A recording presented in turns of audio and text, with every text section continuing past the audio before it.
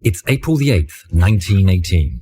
The Battle of Lys, also known as the Fourth Battle of Ypres, is underway.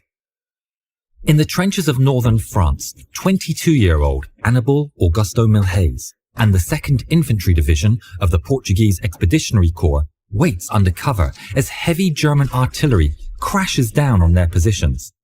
They've been enduring a battle for nearly a year, and this bombardment for days. It was of a ferocity not seen before, the sounds of the explosions almost merging together into a single, constant note, the never-ending hellfire keeping the soldiers awake as they dread the possibility that at any moment they could be struck. Then, in the early morning, the artillery stops. The trenches fall under an eerie silence as the constant explosions come to a sudden end, replaced by a distant thunder. Milhais emerges from his dugout in the second line of trenches and takes a look outside. Weary soldiers all across the line do the same. The fog is incredibly thick, and visibility is such that he can barely see his own trench beyond a short distance, let alone no man's land. A rhythmic thunder of explosions reaches his ears, becoming louder and louder with each impact. He keeps his eyes on no man's land, trying to discern the source of the sound. Then, through the thick fog, a wall of explosions and fire emerges, headed straight towards him. Shreds of sandbags, wood and dirt fly in all directions as the brutal bombardment decimates the front trench, before stopping right between the front and second trenches. Milhais runs to his machine gun nest, ready to fight. But as the dust settles down, it reveals a line of fellow Portuguese soldiers standing around and dropping into the torn remains of the front trench. Milhais holds fire. Were those survivors of the bombardment? He turns to a group of 5 Scottish soldiers, looking at the same scene alongside him, and asks them, "Do you recognize them?" The Scots seem equally confused and unhelpfully respond, "They're Portuguese." Gunshots and screams sound from the front trench. They aren't Portuguese. Milhais readies his aim and desperately searches for targets as battle rages in front of him. Friend and foe clash in chaotic and confusing close-quarters combat. Milhais can only see glimpses of the Portuguese helmets moving around in the front trench. Then, ghostly figures emerge from the fog in no man's land. More Germans. Milhais unleashes his weapon, firing indiscriminately upon the charging soldiers. They fall in droves. Some take cover inside craters in no man's land. Others charge over their dead countrymen towards the Portuguese trench. Few make it. The Portuguese cover the retreat of their fellow soldiers and take out any German that tries to charge. Some of the Portuguese find themselves trapped in the front trench and are forced to make a run for it, only to get struck by the crossfire.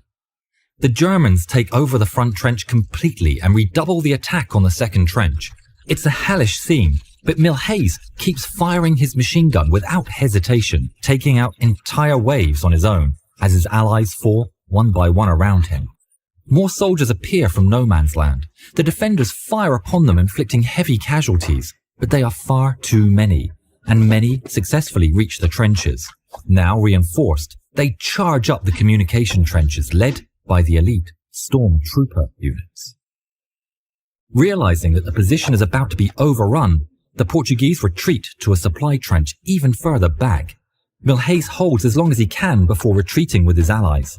He runs up the trench system, German gunfire zipping past him. Escaping the trenches entirely, he jumps over a dirt wall and onto a road onto the other side. There he finds a bunch of Allied soldiers also taking cover from the German onslaught. They're tired and demoralized.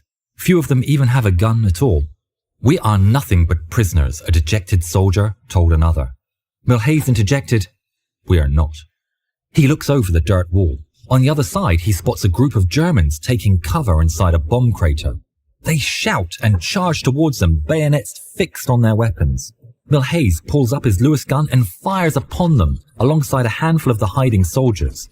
The group of Germans don't stand a chance and they fall in quick succession under the machine gun fire.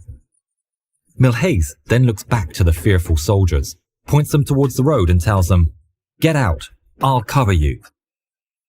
The unarmed soldiers flee up the road, disappearing into the fog as Milhais sets his attention back to the field of battle in front of him.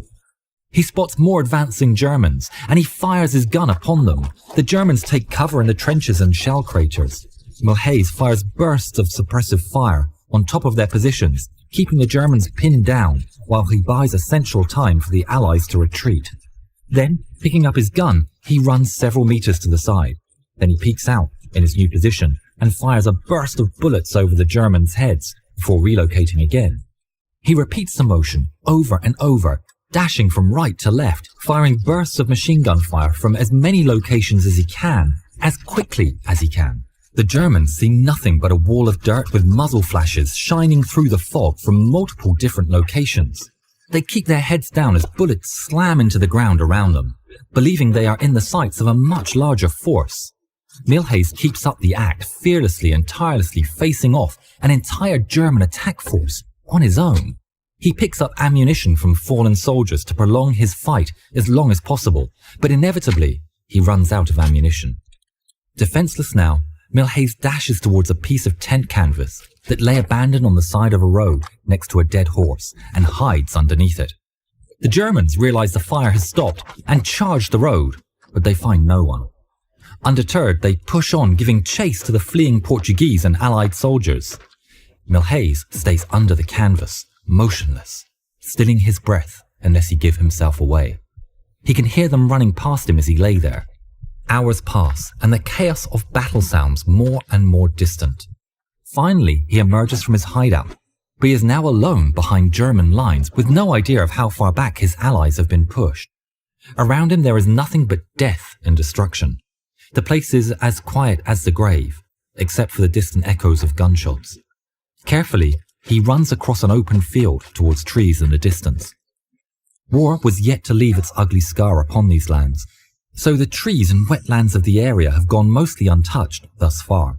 This gives Milhaes some much-needed cover, allowing him to navigate through the wilderness unseen, still carrying his Lewis gun. He moves carefully, heading in the general direction of the front line. As night falls, he is forced to find somewhere to rest, his exhausted body giving up on him. The next day, he presses on with renewed energy. While walking, he spots a Scottish major laying in a swamp. He's exhausted but uninjured. Milhaes picks up the Scot from the swamp and helps him recover, and together they continue the trek towards the Allied lines. 3 days after the start of the attack, the men managed to slip through the front lines. Both Milhaes and the Scottish major were warmly welcomed by the remains of their units and the British reinforcements. Annibal Augusto Milhaes would continue fighting in the war and went on to achieve amazing feats in the following months. For his actions, he was awarded Portugal's highest distinction, the Military Order of the Tower and of the Sword of Valour, Loyalty and Merit, as well as the French Légion d'honneur, both of which were delivered on the battlefield in front of 15,000 soldiers. Major Jaio Ferreira do Amaral, presenting his medal, said, "You are Milhaes, but you are worth millions of soldiers." He became the most decorated Portuguese soldier and a household name back at home. After the war, he lived a humble life. He married and had 9 children. The Portuguese government renamed his home village in his honor, where he passed away in 1970. If you haven't yet, please subscribe to the channel and please watch more videos of ours. Thank you.